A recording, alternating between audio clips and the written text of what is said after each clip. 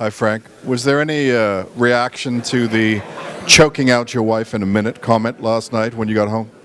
I didn't say a minute. It takes a little bit longer than that. She's pretty clever. No, actually, no, I don't think it reaction. I think everybody understood that I was just trying to convey the thought that I'm a very competitive person, and I'm not going to be sitting there thinking about who's my buddy and who's not my buddy. You're in there throwing punches at me, you know what I mean? I'm just going to compete like any other athlete in any other sport would be. Sometimes, though, for fans, I try to put things in very understandable terms. Hi, Frank. In your mind, how does this fight play out? Because I think a lot of people are expecting you to do quite a bit of grappling, given your background, your history, and having had that type of match before. How do you expect it to play out? Really, I feel like I'm better in all aspects of the game than Roy. Wherever he tries to take it, I think it's a losing battle for him. I don't really feel like there's any aspect that I have to avoid. So I'm just going to go out there and be aggressive and do all the things that are high percentage, whatever that may be. If I'm out there throwing a jab and his head's popping back and he's not countering it, I'll just keep doing it.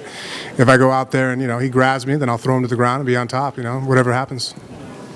And you're a guy, you've had a lot of big fights, fought for championships and all that. Rampage in the last few days has talked about, not necessarily being excited for fights. How do you stay excited? How do you stay motivated to train and go through the whole process and make sure that you're at your top level when you fight? I think it'd be like asking Batman, how do you keep excited to do your job? That in itself, you picked it for a reason. A new blockbuster comes out. I never get tired of action movies. That's my thing. Well, fighting is my thing. It's not like I did it for any other reasons. I have nothing to prove. I'm a pretty self-confident individual. I could walk into any club and pretty much pull anybody's ladies from them. So, I do things because it makes me excited. It's something I want to do. I love martial arts. I love training and competing. I love the hardship behind it, that it's difficult to do, and it tests me. I don't know if that'll ever get boring until I get perfect at it, I guess, and I'm still a long way away from that.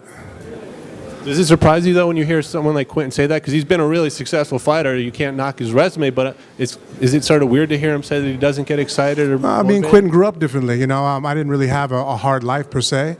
I've sat with Quentin, and I've heard some of the hardships that he's grown up with there in Memphis. So fighting to him might mean something different than it does to me. I can be completely cozy, warm, have a full belly, and if you, present a competition to me or an opportunity, I'll get up and go fight. A lot of people fight because they're hungry.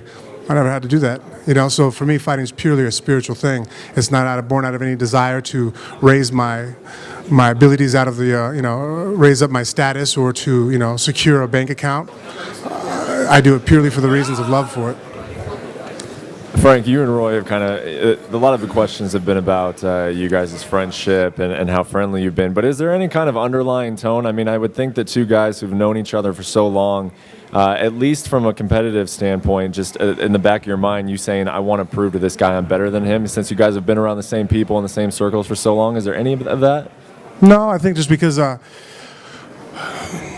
there is no such thing as one person better than another person, really. You guys fight each other 2 or 3 times. You have rubber matches, guys lose, win. There's so many situations that occur for any outcome of any competition. You can have the NCAA basketball tournament, and the champions can play in the next series. Let's do it again, and they're not going to be the champions the next time around. So does that mean one team's better? Like, what definitions do we really define what a better fighter is? There is being as best as I can possibly be, and the opportunities of the person in front of me are always going to try to bring that out in me. That's all I care about. If I throw a perfect jab, I'm happy. If I throw the perfect combination at the right time and everything lands and my eyes are open, I'm happy. If I threw a kick and I didn't really mean to and you duck into it and I knock you out, I'm not happy with that. That's incidental. That's accidental. I didn't control that. That's nothing I can earn or own or go home with and be excited about. I really don't think about the opponents in front of me when I'm competing. I don't think about winning and losing. Maybe that's why I can brush losses off and defeats and step forward, where other people are, cowardly in the face of adversity because they think about the outcomes. All I think about is all the little pieces in between.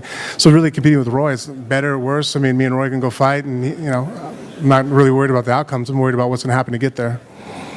And how confident are you moving forward if you beat Roy, looking at what's ahead of you? If there for a while, you had lost to 2 really great wrestlers. Everyone knew that you were working on your wrestling a lot. Is that still a focus of yours? And how much more comfortable have you gotten in that aspect of your game? A lot more comfortable. Mike Whitehead out of Arizona now comes down and trains with me, stays at my house throughout the week. Ricky Lindell from the University of Grappling in Utah has been instrumental, and he's going to be in my corner, helping me out, put together the wrestling with the jiu-jitsu. I think the biggest thing was, I think wrestling before I wasn't a fan of it because I consumed myself with the fact that it took a lot of strength and power. There wasn't technique behind it. I've been shown differently. I realize now how much technique there is behind it, and so I'm really invested in learning how to do it.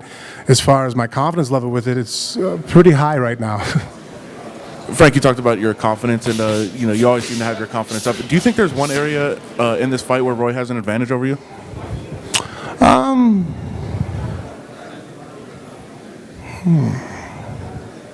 No. I don't. Roy and I have trained together. We know about the matches. We know all the history. Roy at night doesn't, he knows, and I know, so, no, I'm pretty confident.